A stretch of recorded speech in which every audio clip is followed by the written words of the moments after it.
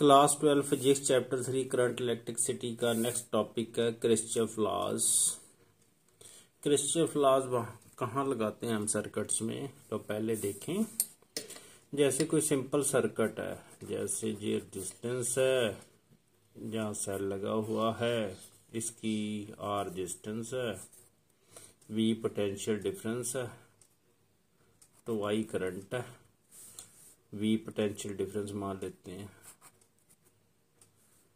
V, तो V बराबर I R by Ohm's law.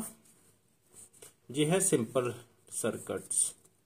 तो हम ओम्स लॉ के द्वारा पोटेंशियल डिफरेंस भी कैलकुलेट कर सकते हैं अगर करंट और रेजिस्टेंस पता हो, और रेजिस्टेंस भी कैलकुलेट कर सकते हैं अगर पोटेंशियल डिफरेंस और करंट पता हो। तो पोटेंशियल डिफरेंस पता कर सकते हैं अगर करंट और रेजिस्टेंस पता हो। ये तो है इजी वे। कई बार होते हैं सर्किट कॉम्प्लिकेटेड होते हैं, जिसमें जैसे आप यहाँ देखोगे ये सर्किट है, इसमें दो सेल्स लगे हुए हैं, रेजिस्टेंसेस भी काफ़ी हैं। तो जहाँ हमें मान लो ये वैल्यू R1 की पता करनी हो, तो जहाँ मुश्किल हो जाती है, तो जहाँ हम ओम्स लॉ डायरेक्ट नहीं लगा सकते, तो जहाँ हम फिर लेते हैं किरचॉफ लॉज की मदद। जहाँ से कोई वैल्यू पोटेंशियल डिफरेंस निकालना किसी वैल्यू का, या करंट निकालना, रेजिस्टेंस निकालनी है, तो ऐसे कॉम्प्लिकेटेड सर्किट में हम किरचॉफ लॉज का उपयोग करते हैं।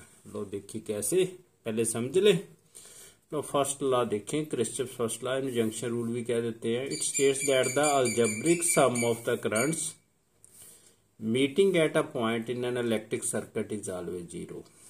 ये जंक्शन मान लो, जो करंट अंदर एंटर कर रहा है, जैसे ये एंटर कर रहा है और बाहर भी जाएगा, ऐसे बाहर की तरफ जा रहा है।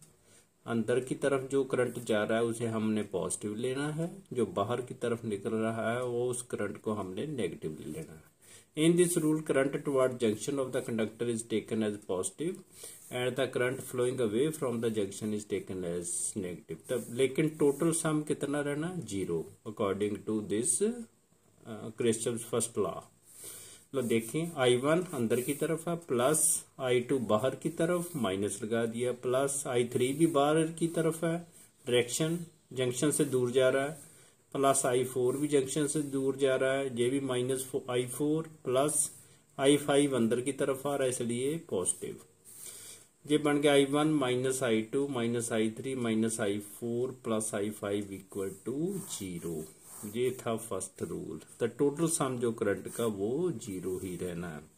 Kirchhoff second rule, it states that in any closed part of an electric circuit, circuit close होना चाहिए, the algebraic sum of the EMF is equal to the algebraic sum of their products of resistances and currents flowing through them।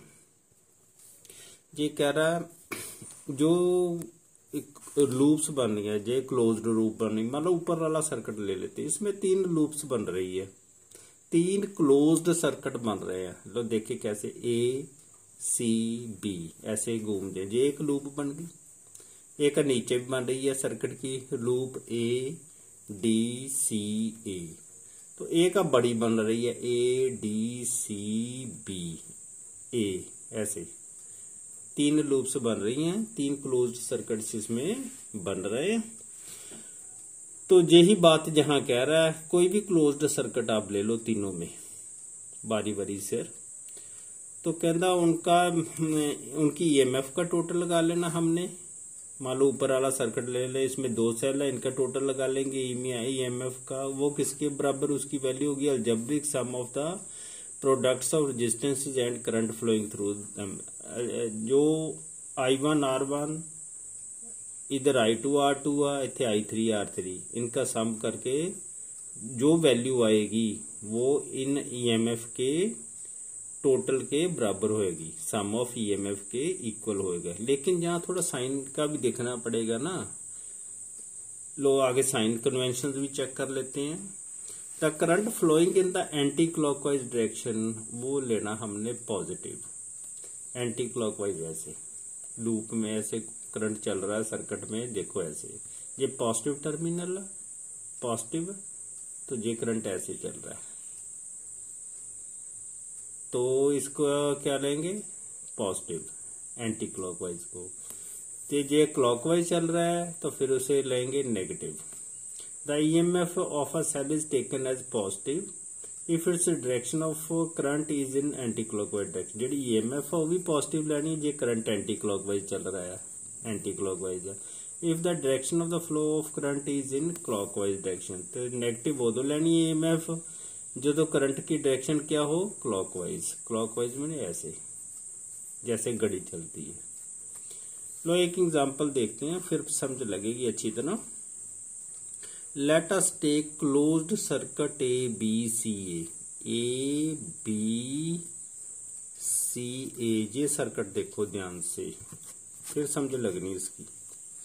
ऊपर वाला, इसमें resistance R1 I1 current चल रहा है, जे न लगा हुआ सेल E1, तो पॉजिटिव से नेगेटिव की करंट चल रहा है। एक सेल जहां भी लगा हुआ है आप देख रहे हैं E2, ये करंट इस डायरेक्शन में पॉजिटिव से, ये तो मतलब दो करंट इधर इस डायरेक्शन में आ रहे हैं, जो इकट्ठे होके ये I4 बन जाने हैं।